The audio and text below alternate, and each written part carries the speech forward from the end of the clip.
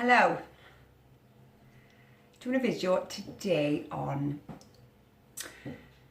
how I found or finding self-love and how that comes through as a loving feeling. We often look at people and we can often, see what's in people, whether they got a lot to hide or whether they true. You can, pretty much suss things out, yeah? So what they are in their inner world reflects through. Not everyone can see it, but if you really thought about it deep enough, I think you would. We've all been in the zone where we hide away some point in our life as we grow in. We're all born into a natural, nothingness, and we grow from there, whatever our surroundings are. And through the way, I think maybe our true self is lost with rules, regulations, upbringing, for on.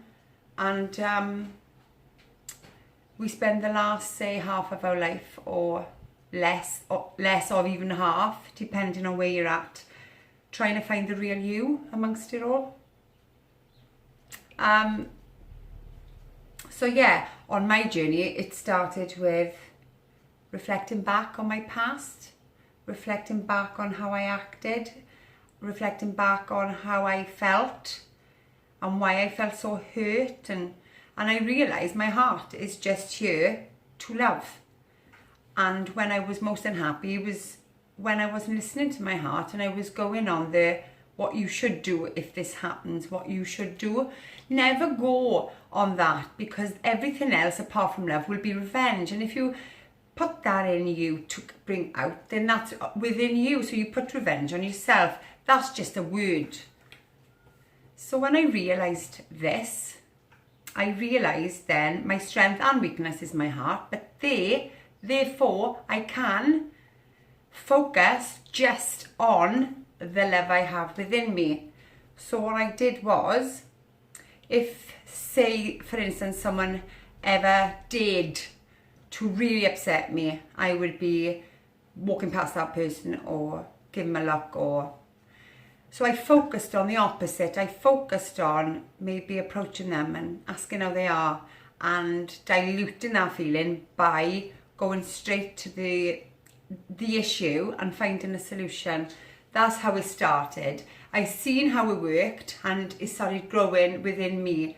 Everything was getting more. I was feeling more, seeing more, like I had a magnifying glass. It was wonderful because I felt I was really living life, and how many years had I not been living? But I do feel I got many years left, and therefore I just live every day the best as much as I can. And that's how it started, and it's still growing, and I'm sure it'll still grow by the time I reach 100 odd or whatever my last breath will take. But there's no limits. There's no, that's the final, there's nothing. It's unlimited. I'm quite excited about that. Now I've just started that journey. I'm really excited because there's no destination. I'm flying. I don't know where, but I'm happy flying. Hovering and doing a few things in the sky and having some fun. Yeah. So I focus every day. I do get clouded and I do get back to myself and say, hey, you need to be grounded. You need to keep focusing on this love. Don't let it in. Keep focused. And this is what I say to myself, because I'm only human and I can slip because I'm around this world. So therefore I can't slip. So I've got to stay focused. I feel much more content and happy. It doesn't mean that I'm not feeling and I'm not going through it. It just means I got more understanding of solutions rather than sitting on the fence and going, that's my life in a nutshell. No, there's much you can do about it. You can get off the fence, find a solution.